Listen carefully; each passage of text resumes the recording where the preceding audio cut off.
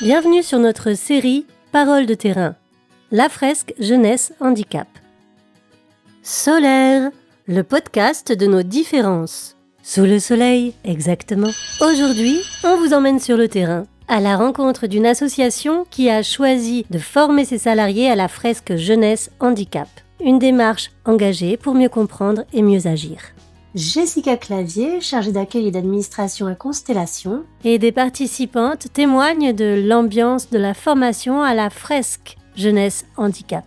On a pu réaliser la complexité d'un parcours d'un enfant, d'un adulte en situation de handicap pour être inclus dans notre société et pas seulement intégré. La formation s'est très bien déroulée, notre équipe déjà était très motivée et faut dire que le sujet du handicap c'est notre quotidien finalement.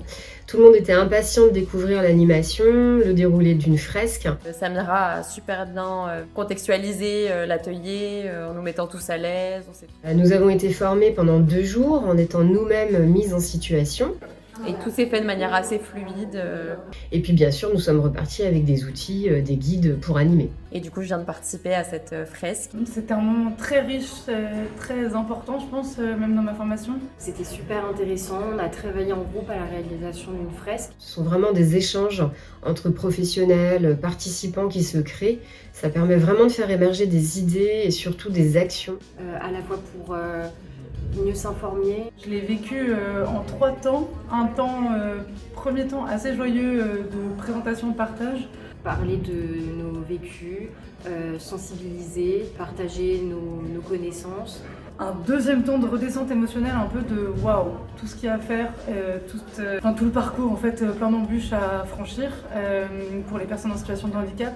Et en fait, de tout mettre à plat et de réaliser tout ce que le parcours d'une personne en situation de handicap, que ce soit au niveau familial, scolaire, médical, dans juste l'idée simple d'inclusion, qui est en fait très complexe dans notre société. Pour faire bouger les lignes. Et puis la fin, la mise en lien, le débrief et quand même en fait l'espoir et l'objectif d'inclusion.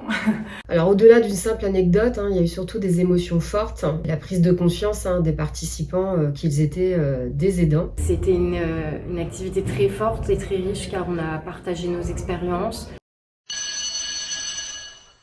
Et comment intervient la fresque dans les actions du quotidien à Constellation ? Donc, dès lors que Constellation est sollicitée pour une présentation de ses activités par des partenaires, des entreprises, des collectivités, en fait, nous abordons systématiquement cet outil de sensibilisation. Nous proposons régulièrement des fresques gratuites. À qui on s'adresse concrètement ? Qui est le public touché ? En fait, nous touchons des collectivités locales, des élus, des partenaires travaillant également dans le champ du handicap, mais également des entreprises. Quand je parle d'entreprises, ça peut être des salariés, des RH, des managers, et puis enfin des associations, des aidants, des jeunes, mais finalement la fresque s'adresse à tous. Ça permet aussi de réunir vraiment différents acteurs autour d'une fresque. On peut imaginer une personne des ressources humaines, un aidant salarié, ce qui favorise vraiment le croisement de regards sur le handicap, sur les parcours, et donc finalement une meilleure compréhension des uns et des autres. Dans une collectivité notamment, cela a permis de faire émerger des actions comme un meilleur accueil des aidants, une meilleure écoute des problématiques rencontrées. Quel est l'impact de la fresque ? Que ce soit dans le monde de l'entreprise ou de collectivité, ça a fait vraiment émerger des idées d'actions concrètes. Les participants repartent souvent avec des envies de changement à leur échelle, dans leur service, leur direction, leur structure ou simplement à titre personnel. Et je pense que en tant que future psychométricienne, c'est hyper important en fait d'avoir conscience de nous. On fait partie de ce chemin-là, mais que autour il est plein d'embûches et pas si évident. Parce que en fait, c'est plein d'informations, on se rend compte de la désinformation, que ce soit des professionnels ou des personnes en général, de l'invisibilisation de beaucoup de handicaps, et en fait de mettre en lumière tout ça et d'informer les publics comme moi ou plein d'autres personnes qui sont encore moins concernées, enfin moins en tout cas qui n'ont pas d'informations là-dessus, c'est hyper important et du coup c'est hyper riche. Je pense que c'est le terme de pousser tout le monde à aller faire une fresque du handicap pour s'enrichir personnellement et pouvoir porter la voix des personnes en situation de handicap. Et la fresque pour les plus de 12 ans ? Donc nous avons animé une fresque auprès de jeunes en service civique, des jeunes de 16 à 20 ans environ. Et en effet, nous aimerions vraiment développer ce projet auprès des collèges et des lycées. Les jeunes sont assez moteurs en fait et sans filtre, et ça permet vraiment de lever des freins, d'échanger librement et honnêtement, et ils étaient déjà tous dans l'envie d'agir. Quel bénéfice retient Constellation ? J'ai une meilleure connaissance des partenaires, ça permet de renforcer le lien de confiance et d'ouvrir au dialogue, d'être encore plus reconnus sur le territoire.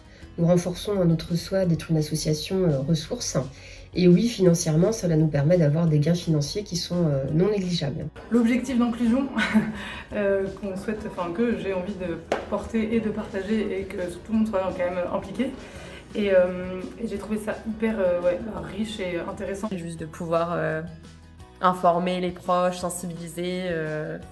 Ça te donne envie de continuer et d'y aller. Et, on garde espoir. Voilà. On a pu réaliser la complexité d'un parcours d'un enfant, d'un adulte en situation de handicap pour être inclus dans notre société et pas seulement intégré. Et voilà, je vous remercie pour cette journée. Solaire, une association, un site, un podcast.